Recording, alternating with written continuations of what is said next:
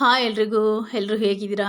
ಬನ್ನಿ ಇವತ್ತು ತುಂಬಾ ಸಿಂಪಲ್ಲಾಗಿ ಹಾಗೆ ಟೇಸ್ಟಿಯಾಗಿ ಪುದೀನ ಸೋಯಾ ಹಾಕ್ಬಿಟ್ಟು ಒಂದು ಒಳ್ಳೆ ರೈಸ್ ಬಾತ್ ಮಾಡೋದು ಹೇಗೆ ಅಂತ ನೋಡ್ಕೊಂಬರೋಣ. ತುಂಬಾ ಸಿಂಪಲ್ಲಾಗಿ ಹಾಗೆ ಟೇಸ್ಟಿಯಾಗಿ ಮಾಡ್ಕೋಬೋದು. ನೋಡಿ, ಮೊದಲಿಗೆ ಸ್ಟವ್ ಮೇಲೆ ಒಂದು ಪಾನ್ ಇಟ್ಕೊಂಡು ಅದಕ್ಕೆ 1 ಸ್ಪೂನ್ ಕಡಲೆಬೇಳೆ, ಹಾಗೆ 1 ಸ್ಪೂನ್ ಉದ್ದಿನಬೇಳೆ, ಹಾಗೆ 1 ಸ್ಪೂನು ಜೀರಿಗೆ ಇಷ್ಟನ್ನು ಹಾಕ್ಕೊಂಡು ಫ್ರೈ ಮಾಡ್ಕೊಂಡ ನಂತರ ಇದಕ್ಕೆ 2 ಸ್ಪೂನ್ ಆಗೋಷ್ಟು ಧನಿಯಾ ಹಾಕ್ಕೊಳ್ತಾ ಇದ್ದೀನಿ.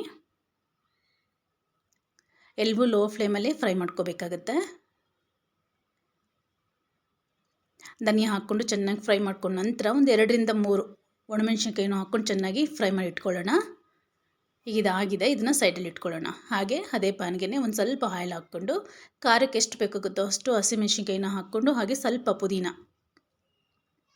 ನಮ್ಮ ಇಡೀಲಿ 1 ಹಿಡಿಯಷ್ಟು ಪುದೀನನ ಹಾಕ್ಕೊಂಡು ಚೆನ್ನಾಗಿ ಫ್ರೈ ಮಾಡ್ಕೊಳ್ಳೋಣ. ಇವೆರಡು ಚೆನ್ನಾಗಿ ಫ್ರೈ ಮಾಡ್ಕೊಂಡ ನಂತರ ಇದಕ್ಕೆ 2ರಿಂದ 3 ಸ್ಪೂನ್ ಆಗೋಷ್ಟು ತೆಂಗಿನ ತುರಿನ ಹಾಕ್ಕೊಂಡು ಇದನ್ನ ಪೇಸ್ಟ್ ಮಾಡ್ಕೊಂಡು ಬರೋಣ. ಹಾಗೆ ನಾವು ಹುರಿದಿಟ್ಕೊಂಡಿದ್ವಲ್ಲ ಅದನ್ನು ಸಹ ತರ್ತರಿಯಾಗಿ ಪೌಡ್ರ್ ಮಾಡ್ಕೊಂಡು ಬರೋಣ. ತುಂಬ ನುಣ್ಣಗೆ ರುಬ್ಬಾರು, ಸ್ವಲ್ಪ ತರ್ತರಿಯಾಗಿ ಇರಬೇಕು. ನೋಡಿ, ಇಷ್ಟಾದರೆ ಸಾಕಾಗುತ್ತೆ. ಈಗ ಸ್ಟವ್ ಮೇಲೆ ಕುಕ್ಕರ್ ಇಟ್ಕೊಂಡು ಅದಕ್ಕೆ ತುಪ್ಪ ಮತ್ತು ಎಣ್ಣೆ 2 ಹಾಕ್ಕೊಂಡಿದ್ದೀನಿ.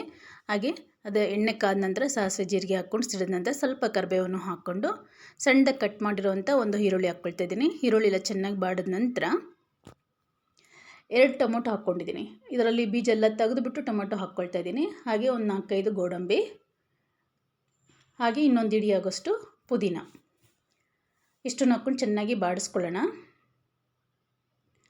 ಈಗ ಶುಂಠಿ ಬೆಳ್ಳುಳ್ಳಿ ಪೇಸ್ಟ್ ಹಾಕ್ಕೊಳ್ತಾ ಇದ್ದೀನಿ. ಅದನ್ನು ಸಹ ಹಾಕ್ಕೊಂಡು ಚೆನ್ನಾಗಿ ಬಾಡಿಸ್ಕೊಳ್ಳೋಣ.